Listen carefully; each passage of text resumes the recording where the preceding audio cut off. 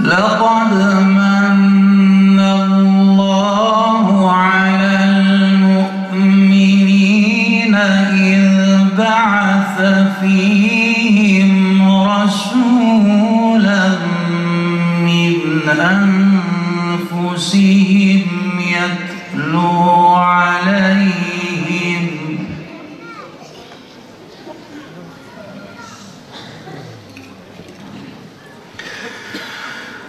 يتلو عليهم آياته ويزكيهم ويعلمهم الكتاب والحكمة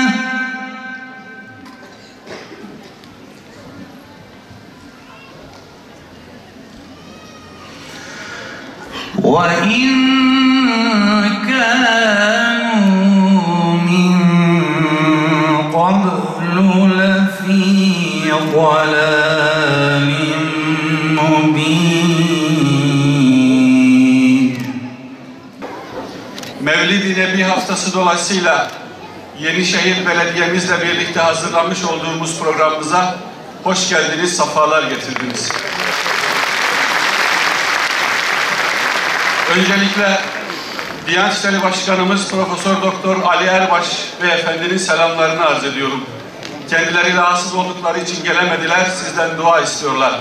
Rabbim ona şifa ihsan eylesin. Efendimiz Aleyhisselatü Vesselam'ı konuşmak, şairin dediği gibi ben sözlerimle onu methedemem. Ancak onunla sözlerimi methediyorum. Efendimiz'i konuşmak her yerde çok güzel. Ama yine benden önce konuşan hocalarım ve idarecilerimiz, Sayın Valim, Kaymakamım tarafından ifade edildi.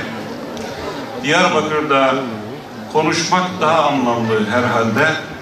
Çünkü Efendimiz Aleyhisselatü Vesselam'dan en çok iz taşıyan bölgelerden bir tanesi, en çok hatıra, onun bize emaneti sahabe-i kiramdır. Onun bize emaneti olan sahabe-i kiramdan en çok hatıra ve iz taşıyan bölgelerden bir tanesi, belki en başta gelenlerinden bir tanesi Diyarbakır'dır.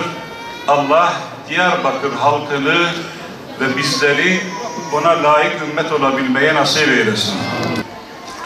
Efendimizin etrafında işte Hazreti Ali 10 yaşında, söylendi biraz önce. Efendim bir başka Zeyd bin Sabit 14 yaşında, Cafer-i Tayyar 17 yaşında, Abdullah bin Mesud 16 yaşında, diğerleri böyle o bizim bildiğimiz büyük sahabiler hep gençti. Kıymetli büyüklerim, birinci söylememiz gereken, altını çizmemiz gereken husus, gençlerimize rahmetle, şefkatle, iyilikle, güzellikle davranmamız gerekliliğidir. Efendimiz Aleyhisselatü Vesselam'ın rahmet ikliminde büyümüştür o gençler.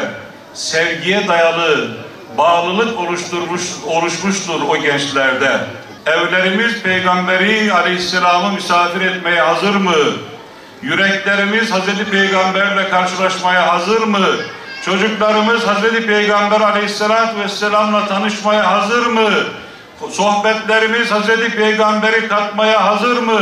İzlediklerimiz Peygamberle beraber izlenecek şeyler mi? Okuduklarımız Hazreti Peygamber Aleyhisselatü Vesselam'ın yanında paylaşılacak şeyler mi? Yoksa Peygamber Aleyhisselam hayatımızdan çıksa çok daha rahat ederiz diyebilecek durumda mıyız? Her birimiz kendi içimizde, kendi vicdanımızda bunun muhasebesini yapmak durumundayız kıymetli dostlar. Allah Celle Celaluhu hayatımızı hayatına benzetsin, ahlakımızı ahlakına benzetsin.